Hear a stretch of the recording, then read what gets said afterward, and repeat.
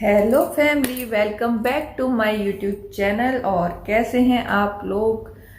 मैं हूं खुशबू, एक मेटास्टेसिस ब्रेस्ट कैंसर पेशेंट जिसका कैंसर ब्रेस्ट से बोन में स्प्रेड हो चुका है। और मेरे ट्रीटमेंट की अपडेट आप लोगों को मेरे चैनल पर मिलती ही रहती है। तो प्लीज़ आपको अपडेट देखनी है या मेरा चैनल, मेरे वीडियोस अच्छे लगते हैं तो प्लीज़ सब्सक्राइब करिए, लाइक एंड शेयर करिए। Thank you so much.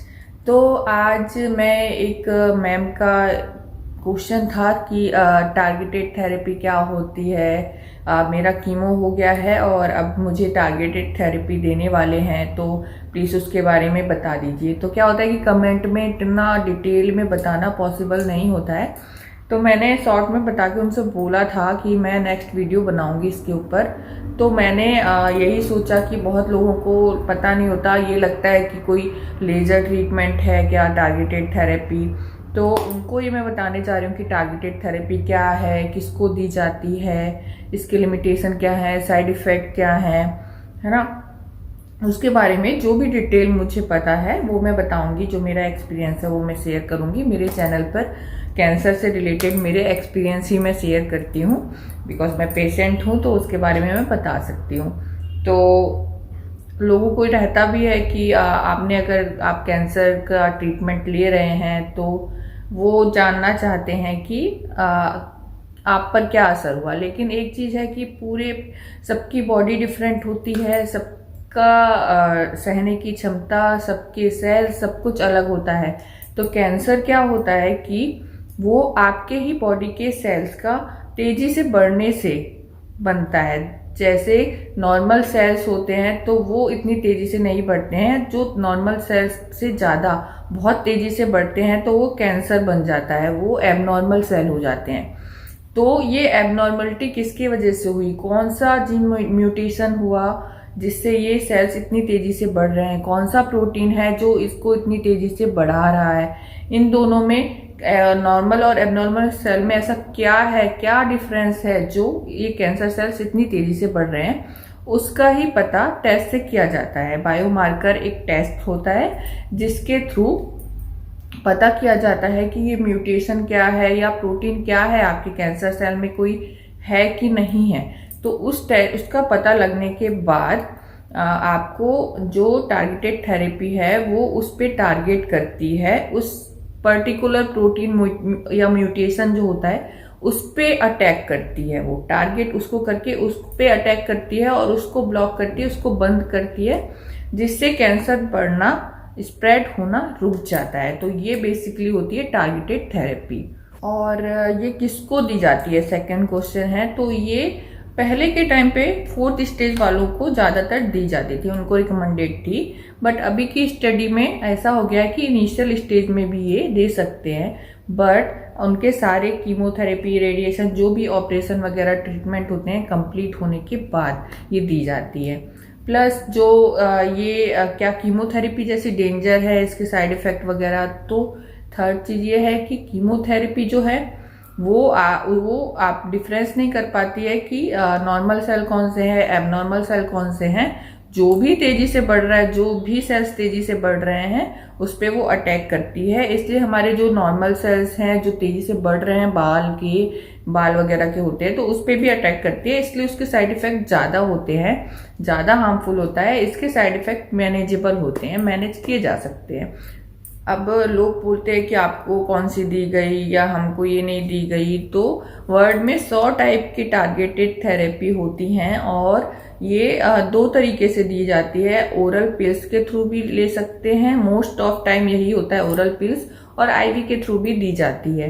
तो अब ये है कि इसके लिए मतलब कैसे पता लगेगा कि किसको कौन सा दें। तो इसमें ये चीज़ होती है कि बायोमार्कर टेस्ट किया जाता है, तो उसमें पता चलता है म्यूटेशन का। तो उसका रिस्पॉन्स 3 टाइप से आ सकता है।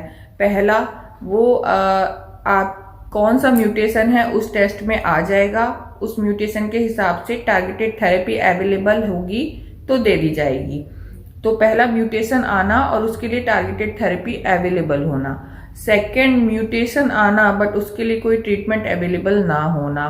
थर्ड, आपका कोई म्यूटेशन आना ही नहीं, उस टेस्ट में कोई म्यूटेशन का पता ही नहीं चलेगा। तो जो अदर अल्टरनेट हैं कीमोथेरेपी या रेडियोथेरेपी, ये सब ट्रीटमेंट ही चल सकते हैं, टारगेटेड थेरेपी नहीं दी जाएगी।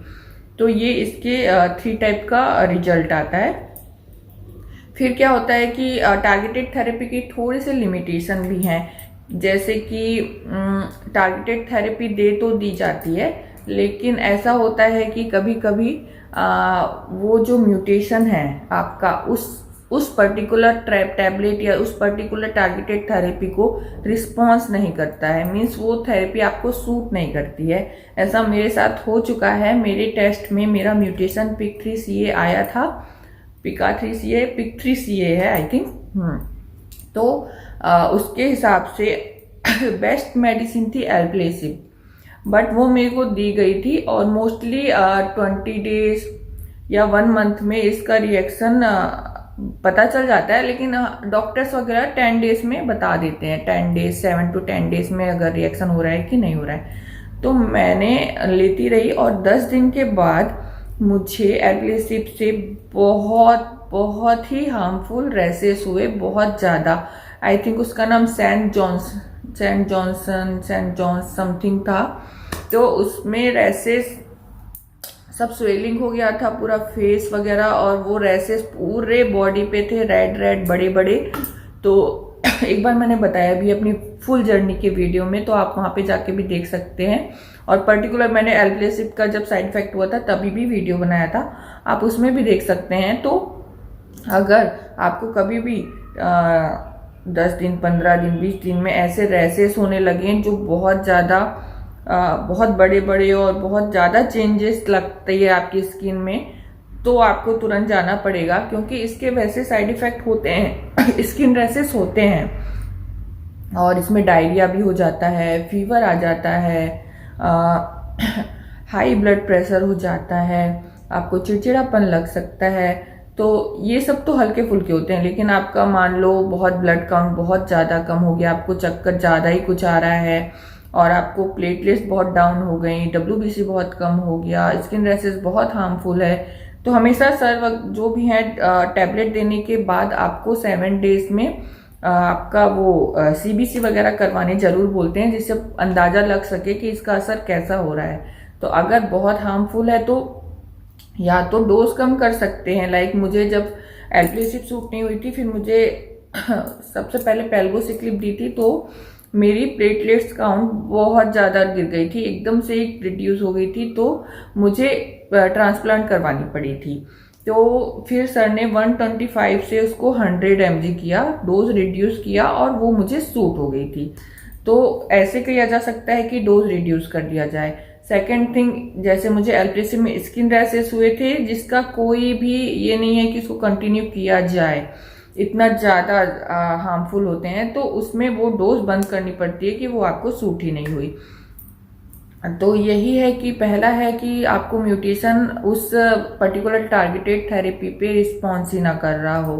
सेकेंड थिंग ये है कि आपको देगी टारगेटेड थेरेपी, एक टाइम के बाद ना सेल्स रेजिस्टेंट पावर अपना इंक्रीज कर लेती हैं, बढ़ा लेती हैं, उसके प्रति रजिस्ट करने लगती हैं, तो वो जो भी टारगेटेड थेरेपी है वो वर्क करना बंद कर देती है, ये अपना कोई और पाथ ढूंढ लेते हैं और कहीं और से बढ़ना स्टार्ट कर देते हैं। तो फिर उस टाइम पे वो टारगेटेड थेरेपी वर्क नहीं कर पाएगी, तो आपका जो कैंसर फैल सकता है और फिर ट्रीटमेंट चेंज कर जाना पड़ेगा। तो ये इसका लिमिटेशन होता है। जो भी आपका डोज है वो आपके बॉडी वेट पे भी डिपेंड करता है, आपके साइड इफेक्ट कैसे आपको हो रहे हैं उस पर डिपेंड करता है, प्लस आपकी एज, ही बहुत सारे फैक्टर्स पे डिपेंड करता है कि किसको कौन सा डोज दिया जाता है।